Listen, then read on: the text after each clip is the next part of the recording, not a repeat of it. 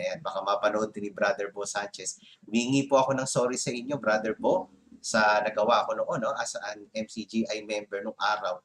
Tuwan-tuwa pa ako noon nung medyo parang gumawa pa ng video si Brother Bo niya dahil pinutakti po ng mga kasama kong MCGI yung mga videos niya. Kabunok. Akin na ang buong sanlibutan.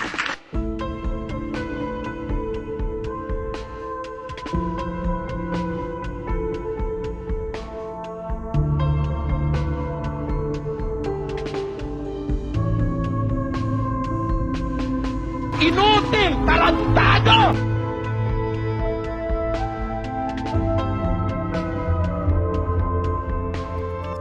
Na under sa domination ni Satanas. Take notice, I'm here already. Ako po si Gabon at ito ang Factbusters! Kaya bago muna natin simulan ang ating episode ngayon, iniimbitahan kita na isubscribe itong ating bagong YouTube channel, Factbusters PH, dahil yung lumang channel natin ay nahack po mga kapatid. Kawawa naman tayo, no? Pero pati rin sana ang isa pa nating YouTube channel, Takasuri PH, paki-subscribe din yan mga kababayan. Ako naman, sige.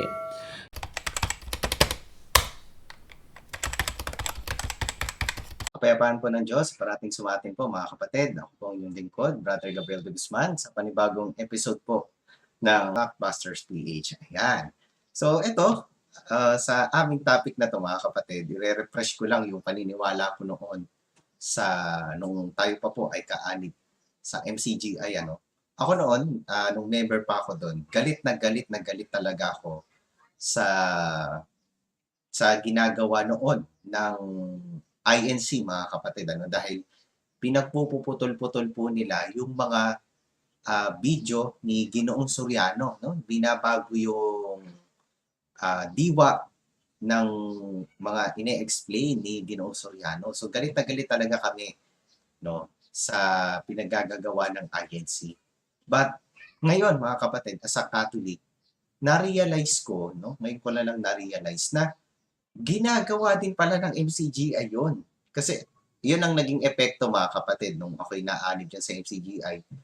Ang lagi ko na tuloy nakikita yung sa may kapwa ko, pero hindi ko na nakikita yung sa amin, no?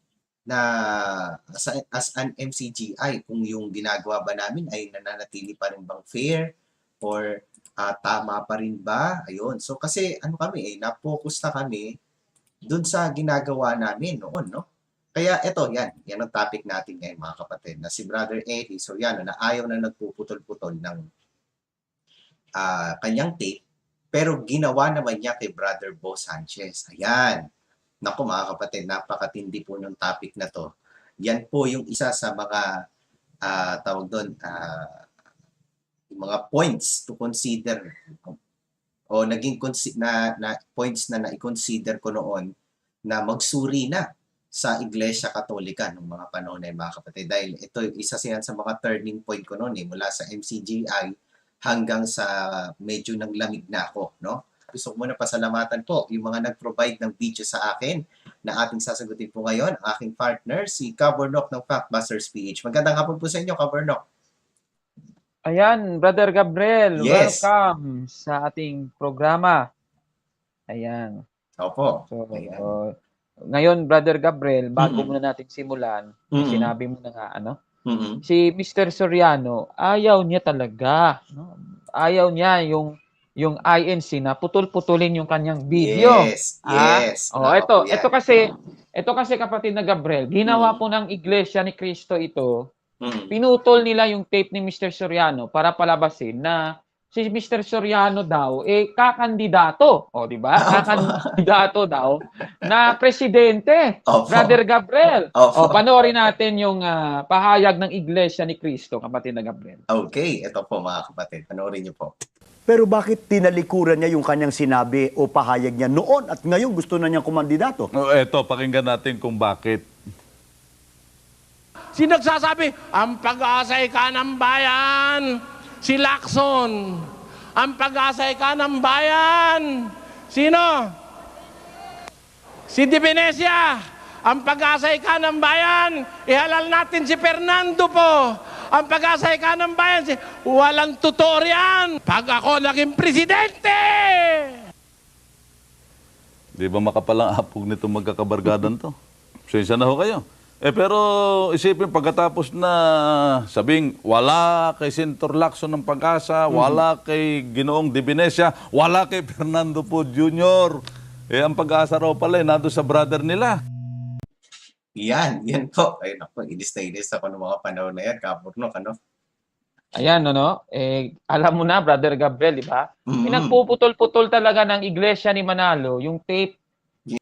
Talaga namang INC talaga yung iglesia ni Manalo, kapatid na Gabriel, eh. Mga incomplete. Ayun, Incomplete. Ayan, no? So, trademark na nila yan. Kahit nga sa Iglesia Katolika, yung mga referensya na ating yung ginagamit nila, ano? Para punain ang Iglesia Katolika, para siraan ang Iglesia Katolika, i-chap-chapin nila yung referensya, kapatid na Gabriel. At napatunayan na po natin yan sa ating YouTube channel. Kaya kung hindi ka pa po nakapag-subscribe sa Factbusters PH, puntahan mo ng ating YouTube channel. Manood ka ng mga videos ng Factbusters PH kasi napakadami po nating ine-expose dyan na kasinungalingan ng Iglesia ni Manalo. Putol-putol. Yes. Oo. Putol-putol po yung ginagawa nila, kapatid na Gabriel. Ngayon, si Mr. Soriano, ano ba yung katotohanan doon sa pinakitang video na mga taga-iglesia ni Manalo, kapatid na Gabriel? Ito, panoorin natin. Sino nagsasabi, ang pag-asa'y kanang bayan, si Lacson. Ang pag-asa'y kanang bayan, sino? Si Divinesia. Ang pag-asa'y kanang bayan, ihalal natin si Fernando po. Ang pag-asa'y kanang bayan, walang totoo riyan. Walang tao na makapagbibigay ng pag-asa sa kapwa-tao maliban sa ating Panginoon. Nakasulat sa Biblia yan, mga kapatid. Ang tagal na eh. Ang tagal na natin eh. Relihiyon at politika. Lagi na lang tayong pinapaasa eh. Pag ako naging presidente! Sabi ni ganire, pag naging presidente ko, walang kaibigan, walang kamag-anak. Ayan. So, ibig sabihin, pinutol ng iglesia ni Manalo, kapatid na Gabriel. Opo. Diba? So, pinutol nila yon. Dahil dyan, nagalit si Mr. Soriano kasi pinutol ng iglesia ni Manalo, pinapalitaw nila na gustong sabihin ni Mr. Soriano na tatakbo siya bilang presidente ng Pilipinas. Di ba? Hindi pala ganun yung sentido ng kanyang sinabi, kapatid na Gabriel. Ayan. So, delikado po, mga kapatid. Sige. So, i-play mo na ngayon yung video, yung video na na-play natin kanina, Brother Gabriel. Kasi sinasabi ko sa ating mga manonood na nagalit nga si Mr. Soriano. Ay, opo. Si Manalo mismo! Sige! Sige! Manalo! Lumabas ka sa lungga mo! Harapin mo ang panig na ito sa telebisyon! Harapin mo!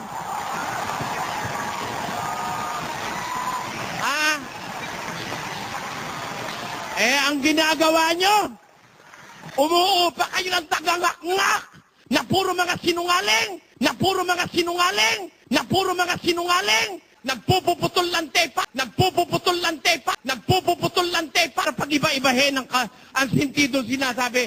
Kung talagang lalaki kayo, lumabas ka Manalo, hinahamon kita.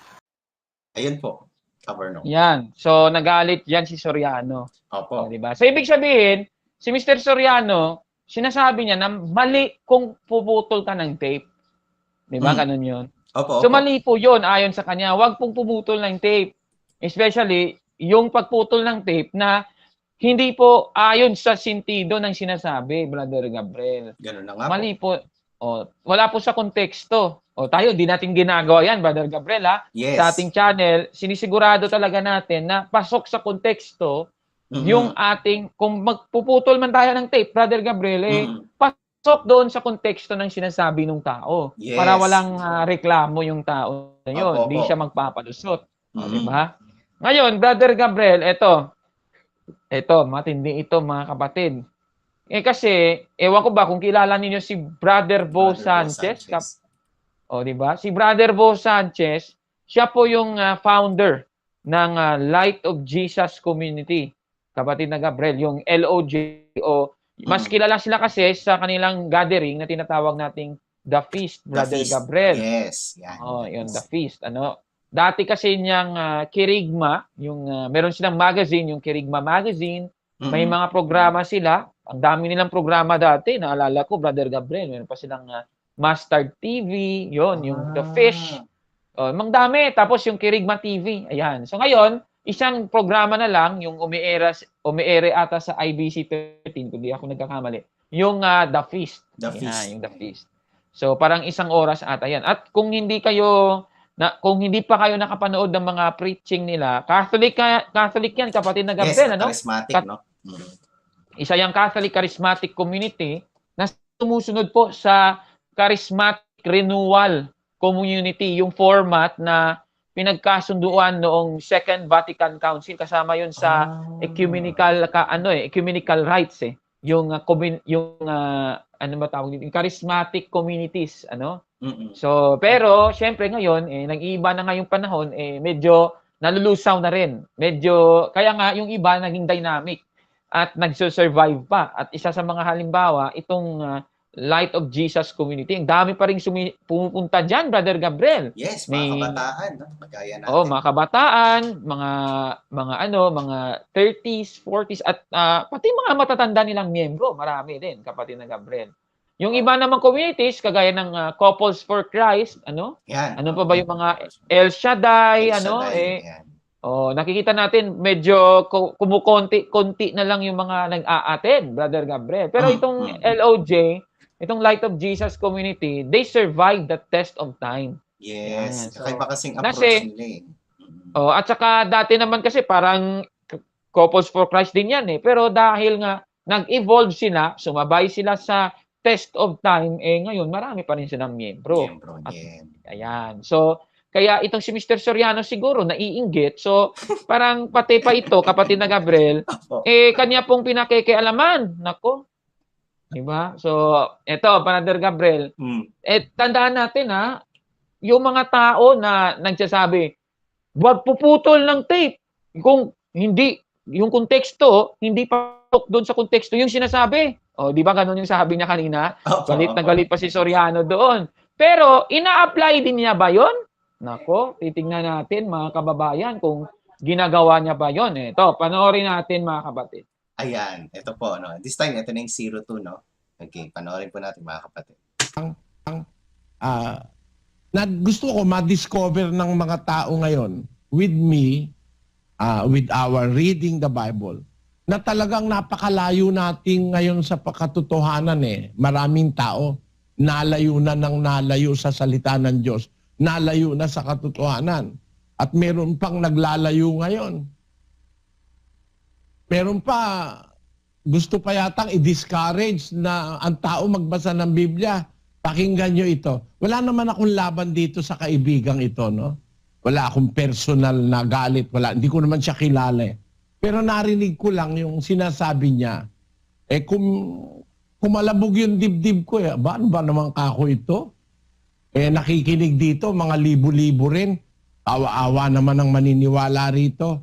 Pakinggan nyo sandali. Should I read the Bible daily? Daily Bible reading is 1,000% recommended, but it's not required to please God or to grow spiritually. Now, ask me, why? Yun daw, pagbabasa ng Bible is 1,000% recommended. Imagine, isang mangangaral nagsasabing, ang pagbabasa ng Biblia hindi nakakatuwa sa Diyos, hindi nakakapagpalugod sa Diyos. Awa-awa naman maniniwala na hindi raw recommended at hindi raw, 1,000% recommended pero hindi raw nakakalugod sa Diyos. It doesn't please God, sabi niya, Ulitin natin para lang maintindihan nyo. Should I read the Bible daily? Daily Bible reading is 1,000% recommended, but it's not required to please God or to grow spiritually. It's not required to please God and to grow spiritually. Is that true? Mali. Mali yan, kaibigan. Sana magsisi ka, wag mo nang uulitin yan. Ngayon, kung gusto mo naman tutulan ako, diskusyon tayo. Hindi naman kita hinahamon, pero diskusyon na friendly, ano? Oh, yan po, Kabarnok. Ayan, yan. Kung galit na galit ako ng mga panahon na yan. Ayan, so, MCGA Ayan, pa ako niyan, mga kapatid. ayan kapatid na Gabriel. Opo. By the way, bago muna tayo magpatuloy, Mm-mm. wala akong nakikita sa screen ko dito. Ay, nako, pasensya na po, Kabarnok. Pero okay lang, wag na nating ulitin. Pero okay na yan, ano? Okay. But anyway, yan. So, yan, nakita ninyo si Eliseo Soriano, pinupuna po niya si Brother Bo Sanchez. Mm-mm. O, di ba? O, ulitin mo nga, kapatid na Gabriel, yung susunod na video, yung video ni Brother Bo Sanchez na kanyang pinakita sa kanyang programa, panoorin natin. Opo, ito naman po yung yung number 3, yung edited version ni Ginoong Soriano. Yan, panoorin natin, mga kapatid. Should I read the Bible daily? Daily Bible reading is 1,000% recommended, but it's not required to please God or to grow spiritually. Now, ask me, why? Yan. O, yan. O, yan mga kababayan, O, nakikita ninyo? O, tingnan natin. Pasok ba yun sa konteksto? Panoorin natin yung original video. I'm going to make this announcement. God is running after you, wanting to have dates with you. Because you're busy. I'm busy. Life is so busy. Yes or no? And God is saying, hey, let's have dates. Let's have a date together regularly. That's God wants to speak to you. Touch somebody beside you and say, listen to God's voice. And you know, there are many ways by which God speaks, and the Bible is the very special way by which God speaks to us. I'm going to ask you this question. Should I read the Bible daily? Should I read the Bible daily? Can I give you my answer? My answer is a bit controversial. So before I give you my answer, my real answer, let me say this as a pre-answer. I love the Bible. And I read it every day.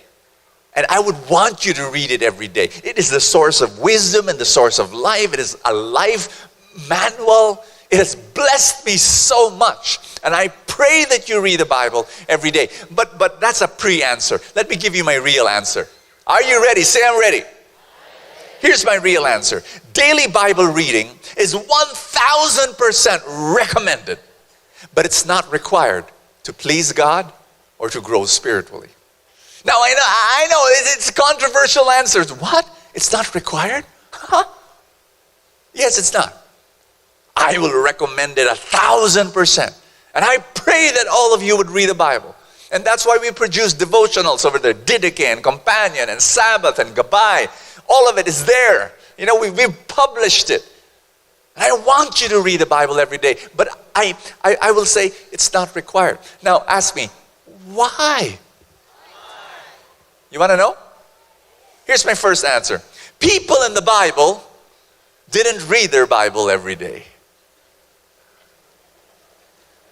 Abraham and Jacob and Isaac and Isaiah and Jeremiah and Jesus and the apostles, they did not read their Bibles every day. Ask me why.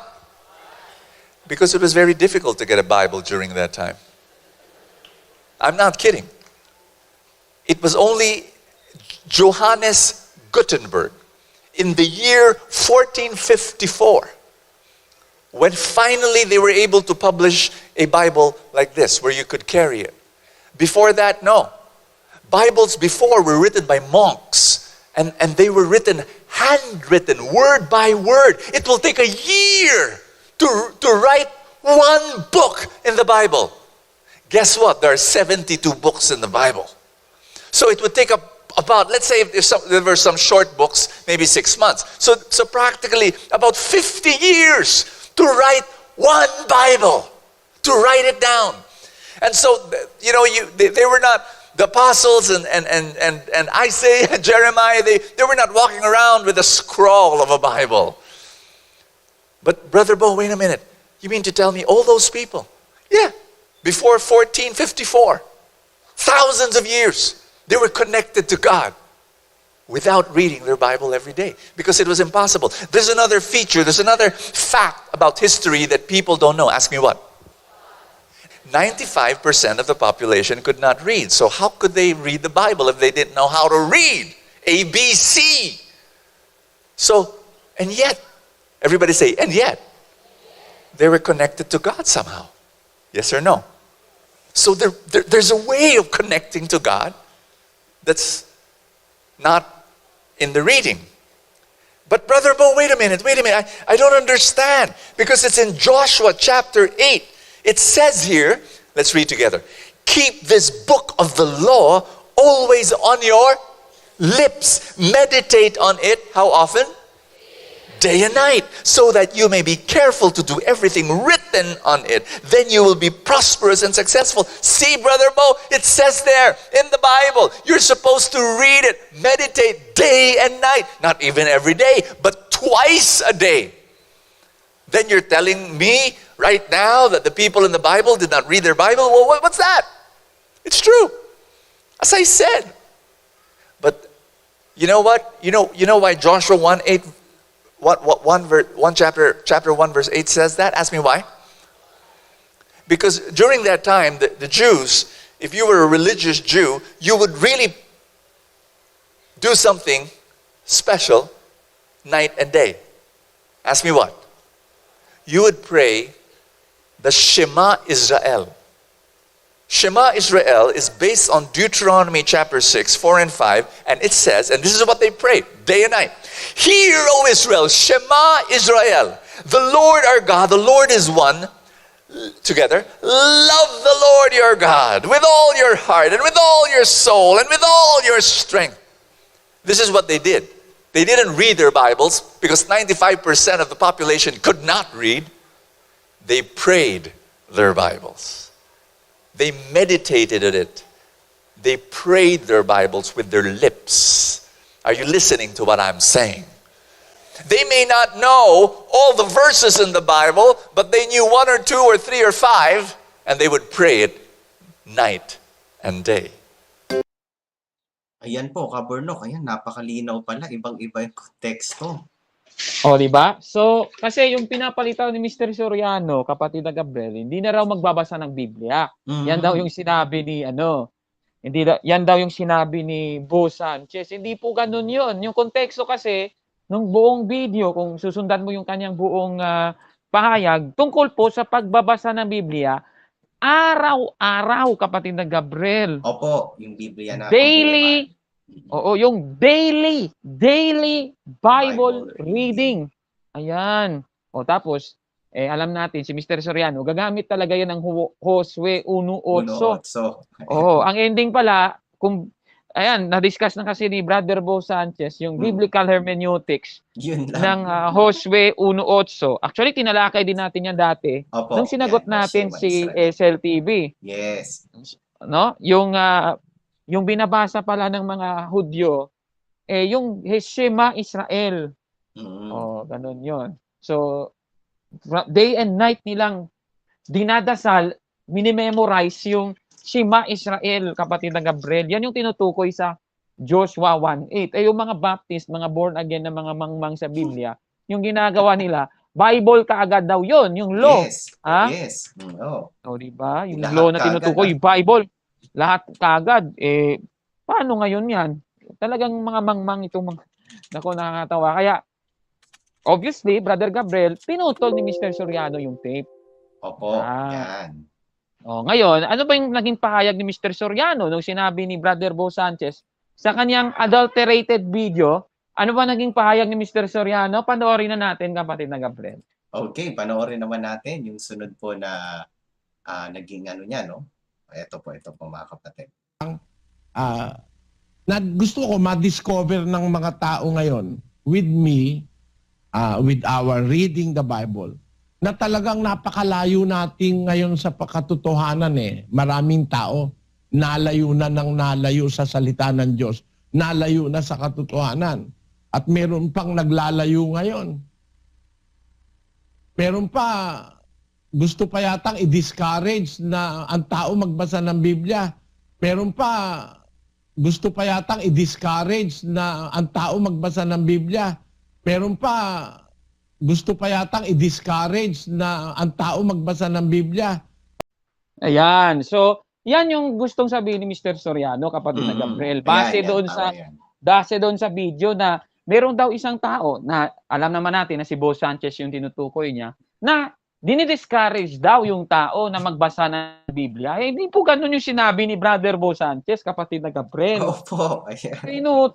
Pinutol. INC din ito eh, si Mr. Soriano. Incomplete na, incompetent pa. Yun. O, di ba? O. So, di ba naalala mo, ano ba sinabi niya nga tungkol sa pamumutol ng iglesia ni Manalo? O ulitin natin, kapatid na Gabriel. Opo, ayan, ulitin natin. Ito po yung sabi niya. Si Manalo mismo! Sige! Manalo! Lumabas ka sa lungga mo! Harapin mo ang panig na ito sa telebisyon! Harapin mo!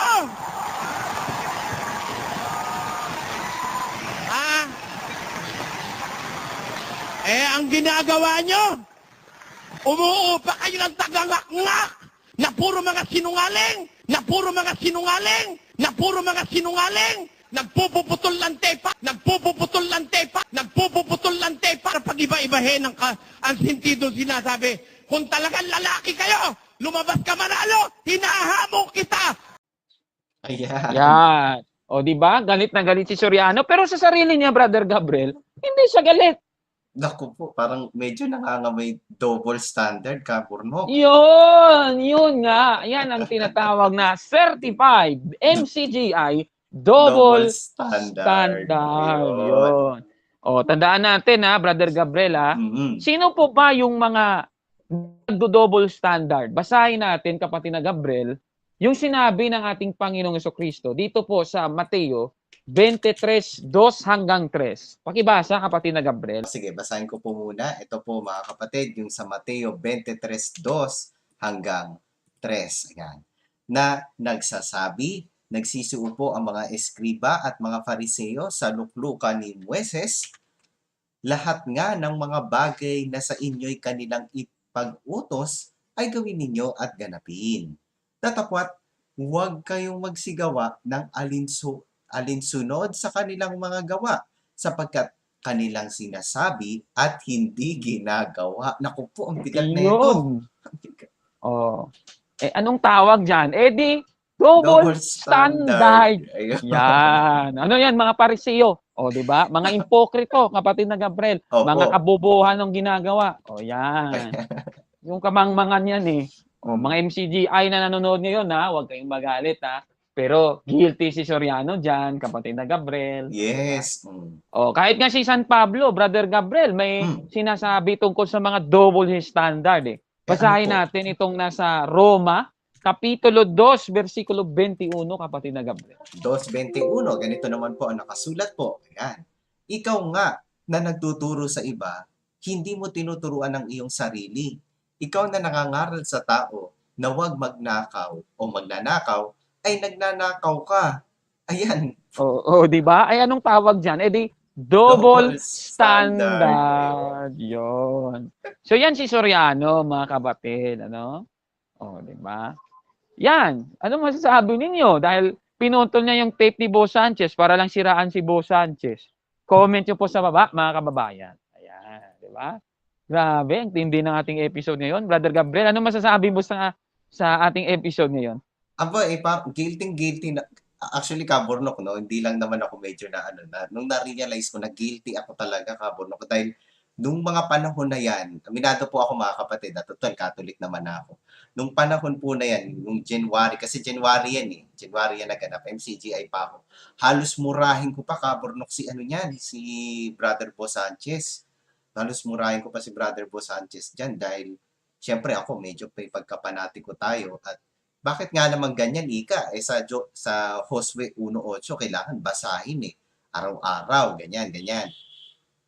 Pero, nung ako'y nakapanood nga, Kaburnok, nasaksihan ko yan nung awa ng Diyos, nakapagbalik loob tayo, at ikaw yung aking unang nakilala na Catholic na CFD, napanood ko sa Factbuster PH, Kaburnok, ano pala, hindi ganun yung konteksto. Kaya nagsisisi ako, mga kapatid. Ayan, baka mapanood din ni Brother Bo Sanchez.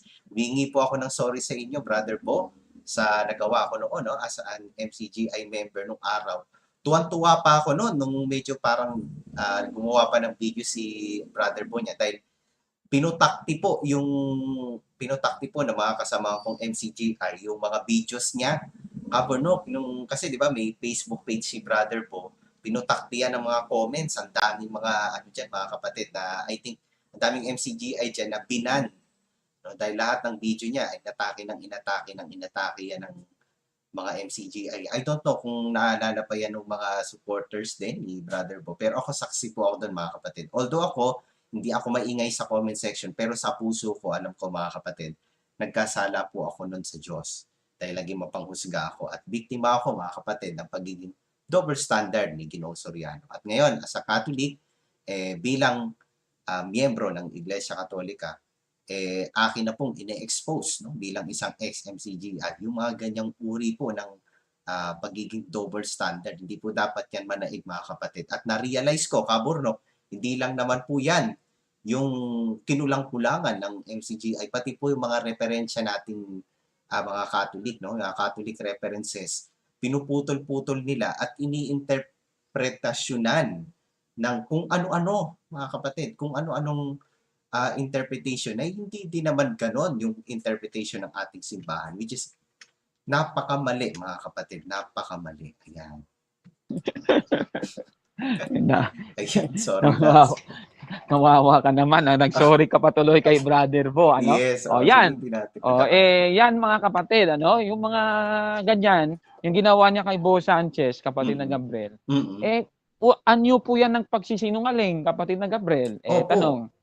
Tanong, kapatid na Gabriel, saan mapupunta ang mga sinungaling? Basahin natin dito po sa 21:8 ng Apokalipsis, kapatid na Gabriel. 21:8 ng Apokalipsis, ganito po ang nakasulat po, mga kapatid. Ngunit sa mga duwag at sa mga hindi mananampalataya at sa mga kasuklam-suklam at sa mga mamamatay tao at sa mga mapakiapid at sa mga manggaaway at sa mga manggagaway at sa mga mapagsamba sa Diyos-Diyosan at sa lahat ng mga sinungaling, ang kanilang bahagi ay sa dagat-dagatang nagniningas sa apoy at asupre na siyang ikalawang kamatayan. Yan po, Kaburnok. Ayan, klaro yan. Kaya mag-ingat sa pamumutol, kapatid na Gabriel. Siguraduhin na hindi po anyo ng pagsisinungaling ang ginagawa ninyo. Ayan. So alam nyo na kung ano nangyari kay Mr. Soriano, Brother Gabriel. Hindi natin sinasabi.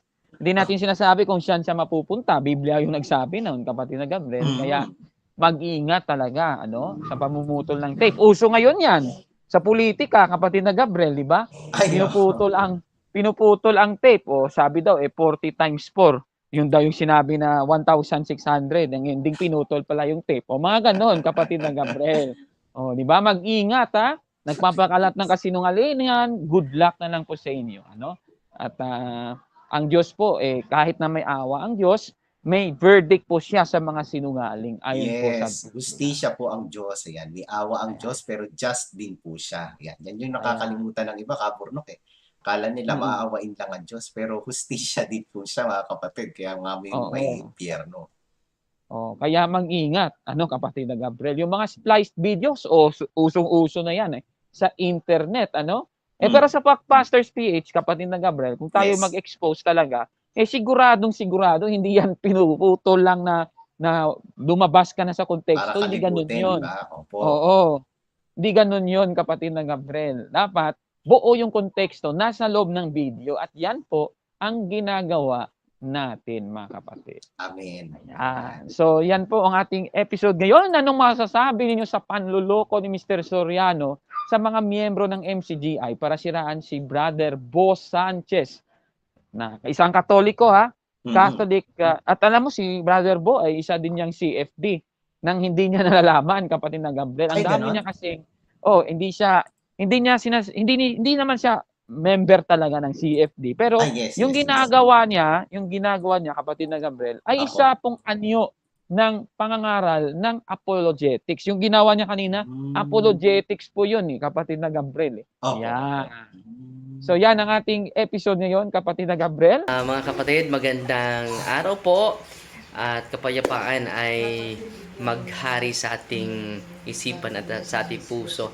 At follow and subscribe, Factbuster PH at The Beloved Catholic sa Facebook page ni Kaburnok. At abangan nyo si Kaburnok, no?